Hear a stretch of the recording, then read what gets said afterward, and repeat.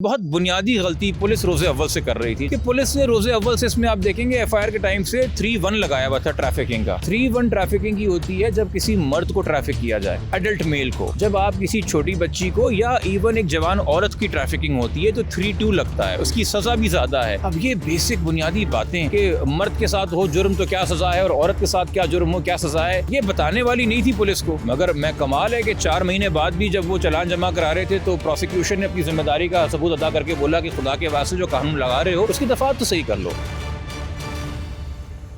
जी, इस वक्त मैं मौजूद हूँ सिंध हाई कोर्ट के अंदर। आज जो है कमसन बच्ची मुबैना अगवा केस के हवाले से जो उसके मरकज़ी मुलजिम है दहीर और शब्बीर, आज उनकी दरख्वास्त पे जो है समाअत होनी थी। इसी हवाले से हम बात करेंगे। हमारे पास सीनियर जो एडवोकेट हैं जो इस केस को जो है वो देख रहे हैं, जिब्रान नासिर साहब। आइए इनसे बात करते हैं आज क्या हुआ। अस्सलाम वालेकुम जिब्रान। वालेकुम सलाम। जी जिब्रान भाई, आज बताइएगा कमरा अदालत में क्या हुआ, आज समाअत जो हुई। आज ही एक पिटिशन थी मुलजिम की जानिब से एफआईआर क्वाश करने के लिए। हम चूँकि उसमें पार्टी थे, पिछली हियरिंग पे हम पेश हुए थे, तो आज हमने फ़ौरन उसमें अदालत को आगाह किया। अदालत ने पूछा अक्यूज़ के वकील से कि क्या इसमें चालान फ़ाइल हो चुका है, तो अदालत के वकील ने बोला कि जी हाँ, मगर वो स्क्रूटनी की स्टेज पे है। जिसके ऊपर हमने सर्टिफाइड कॉपी चालान की अदालत के हुक्म के साथ अदालत के सामने रखी और हमने बोला सर स्क्रूटनी की स्टेज पे नहीं है, ये गलत बयानी है, ये जमा हो चुका है अदालत में जुडिशल वर्डिक्ट के लिए और स्पेशल कोर्ट के फॉरवर्ड हो चुका है, जिन्होंने अब इस पर 190 की कार्रवाई करनी है। तो अदालत ने कहा कि अब तो रेमेडी ट्रायल कोर्ट ने बनती है। मैंने कहा सर बिल्कुल, अब इनके पास रेमेडी है कि अगर ये समझते हैं केस इनका झूठा है तो ये बरीयत की दरख्वास्त लगा सकते हैं 265K में, जो कि सेशंस का ट्रायल है। तो अदालत ने कहा कि ये पिटिशन मेंटेनेबल नहीं है, आप ट्रायल कोर्ट जाइए।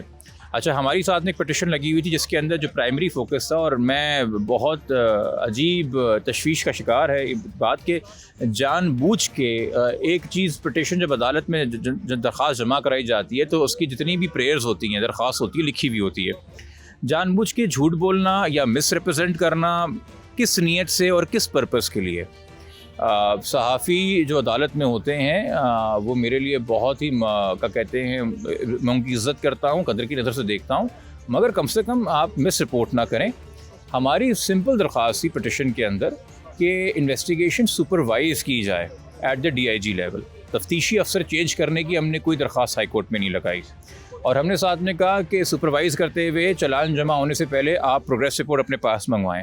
आपके इल्म में होगा हमारी पिटिशन पिछले हफ्ते फ़ाइल हुई थी, तब तक चालान जमा नहीं हुआ था। उसके बाद जो कि चालान जमा हो गया और चालान की कॉपी हमने खुद रखी, तो हमने कंसीड किया कि सर हमारी भी पिटिशन इन्फ्रक्चस हो गई है। सिर्फ एक प्रेयर, जिससे मैंने कहा था कि सर अगर आप बेहतर समझें तो आप ही हुक्म सादिर फरमा दीजिए कि मुलजिम जो है वो मुग़विया से मुलाकात ना करे, चूँकि उससे ट्रायल के ऊपर फ़र्क पड़ेगा। उसमें भी अदालत ने कहा कि आप ये इशू भी ट्रायल कोर्ट के आगे रेज़ कर सकते हैं, तो हमने कहा ठीक है। मगर ना तफ्तीशी अफसर चेंज करने की दरख्वास्त कभी हमने की थी, और मुझे नहीं पता ये रोज़े अव्वल से ख़बर क्यों बार बार दी जा रही है। 6 प्रेयर क्लॉजेज़ हैं मेरी पिटिशन के। कोई भी इंसान जो सादी अंग्रेज़ी पढ़ सकता है उसको समझ के बता देगा कि इसमें सुपरवाइज़ करने के लिए हाई कोर्ट को कहा जा रहा था, तफ्तीशी चेंज करने के लिए नहीं कहा जा रहा था। ये भी चालान जमा होने की वजह से ट्रायल कोर्ट तक चली गई है। फिर इसमें कंटेम्प्ट की एप्लीकेशन थी। कंटेम्प्ट यही हुआ कि इस केस में 2 पिटिशनें फ़ाइल हुई हैं, एक जून के महीने में जो डिस्पोज ऑफ हुई थी और एक जुलाई के महीने में। जून के महीने में जो पिटिशन डिस्पोज ऑफ हुई थी उस वक्त जो हक़ायक़ अदालत के सामने रखे गए थे, एक सिंगल डॉक्टर की मेडिकल रिपोर्ट जिसमें बच्ची को 17-18 के करीब दिखाया जा रहा था, उसकी बेसिस पे अदालत ने कहा था कि the child is set at liberty. और उसकी बेसिस के ऊपर अगर अदालत ने ये भी कहा था कि जो ट्रायल है, जो FIR के मसले, जो मामले हैं वो चल रहे हैं अपने, वो जाके पिटिशन जा सकता है और अपनी रेमेडी वहाँ पे अवेल कर सकता है। ऐसे उन्होंने बच्ची को सेट एट लिबर्टी किया था। अच्छा, अब जो चालान आया है, अब जो FIR आई है, अब जो सारे मामलात हैं, उस ऑर्डर को बेस बना के कंटेम्प्ट फाइल कर दी। अब कंटेम्प्ट अमूमन तौर पे जो है वो कंटेम्नर यानी कि जो कंटेम्प्ट करता है, और अदालत और जो दरख्वास्त गुजार है जो इन्फॉर्मेशन कोर्ट के सामने रखता है, वही पार्टीज़ होते हैं। हमें इसमें पार्टी नहीं बनाया था, but as officer of the court, और चूँकि उस पिटिशन में ओरिजिनल पिटिशनर हमने फ़ौरन अदालत को रिक्वेस्ट करके बताया कि सर इसमें एक नई पिटिशन फ़ाइल हुई थी, उसमें लेटेस्ट ऑर्डर्स हैं, बच्ची को माइनर डिक्लेयर किया जा चुका है। अगर मुलजिम आपके सामने कंटेम्प्ट इसलिए फ़ाइल कर रहा है कि अदालत का वक़ार जो है वो बड़ा मुकद्दम है और इंटेग्रिटी बड़ी ज़रूरी है अदालत की, जिससे मैं एग्री करता हूँ, तो अदालत का वक़ार और इंटेग्रिटी ये डिमांड करती है कि अदालत के सामने अदालत के दिए हुए किसी भी और पिटिशन में तमाम फैक्ट्स और तमाम ऑर्डर्स रखे जाएँ ताकि उसको देख के वो फैसला कर सके। तो अदालत ने इसमें सिंपल नोटिस किए हैं। जब अदालत व्यू फॉर्म करती है कि शायद कंटेम्प्ट हुआ है तो वो शो कॉज नोटिस इशू करती है। इसमें कोई शो कॉज इशू नहीं हुआ है, सिंपल नोटिस इशू हुए हैं। 6 हफ्ते का टाइम दिया गया है और हमें ख़ास परमिशन दी गई है कि आप इसके अंदर जितने भी आपने डॉक्यूमेंट्स और फैक्ट्स रखने अदालत के सामने वो आप जमा करा दें। उसमें मुलज़िम के वकील ने बोला कि जी हमने तो इनको पार्टी नहीं बनाया, बट अदालत ने बोला कि ये असिस्ट करना चाह रहे हैं और हम इनकी असिस्टेंस अलाउ कर रहे हैं। तो यकीनी तौर पे हमें यकीन है कि जब latest orders of the high court आएंगे तो ये कंटेम्प्ट पहले ही मेंटेनेबल नहीं थी। इसकी सबसे बड़ी मिसाल ये है कि जब ये कंटेम्प्ट फाइल हुई थी तो ये उसी ऑनरेबल बेंच ने सुनी थी जिस ऑनरेबल बेंच ने बच्ची को माइनर डिक्लेयर करके कराची लाने का कहा था। तो उन्होंने कहा था आप मुझे बताएं इसमें कंटेम्प्ट कहाँ हो रही है, कौन से ऑर्डर की खिलाफ वर्जी हो रही है। तो उस इसलिए वो मेंटेनेबल नहीं थी उस वक्त। तो अब देखिए जजेस तो चेंज होते रहते हैं, बेंचेस चेंज होती रहती हैं।